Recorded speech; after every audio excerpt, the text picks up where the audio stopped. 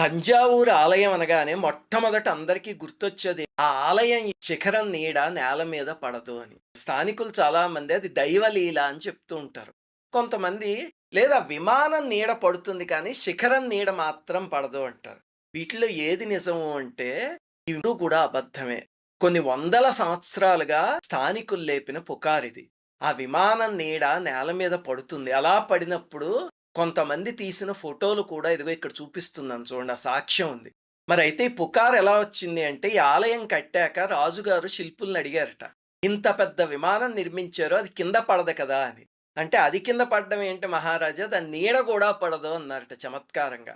దాన్ని పట్టుకుని అదొక దైవలీల చేసేసారు. చివరికి టైమ్స్ ఆఫ్ ఇండియా పేపర్‌లో కూడా ఇదొక విచిత్రం అన్నట్టుగా పబ్లిష్ చేసేసారు. ఇక నుంచి మాత్రం తంజావూరు పేరు చెప్పగానే ఇది ఏదో విచిత్రం అన్నట్టు చెప్పేయకండి. విదేశీ దగ్గర చులకనైపోతాం మనం.